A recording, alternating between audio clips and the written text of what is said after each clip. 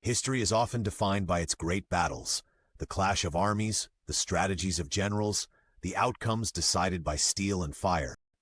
But sometimes the greatest victories are not won on the battlefield. Sometimes when faced with an unstoppable force, survival depends not on strength but on cleverness, on faith, and on a desperate act of sacred deception. This is one of those stories. It is the story of one of the most magnificent temples in all of India, a vibrant city of faith that stood directly in the path of a destructive storm. And it is the story of how its people, knowing they could not win a physical war, chose to fight a different kind of war, a war of ingenuity, to make their temple and their gods simply disappear. This is the story of how the Meenakshi Temple of Madurai was hidden from the world.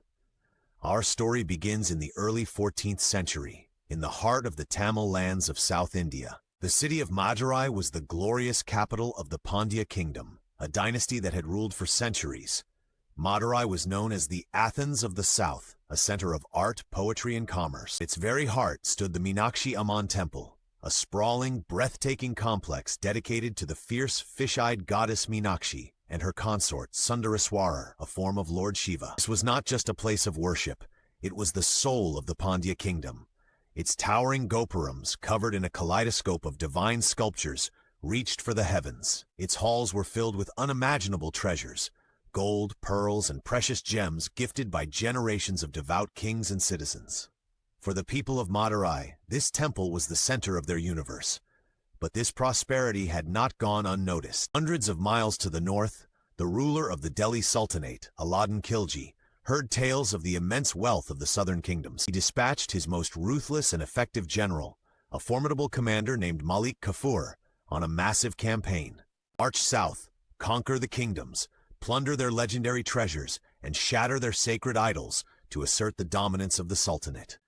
In the year 1311, after crushing kingdoms across the Deccan Plateau, Kafur's unstoppable army turned towards the Tamil lands.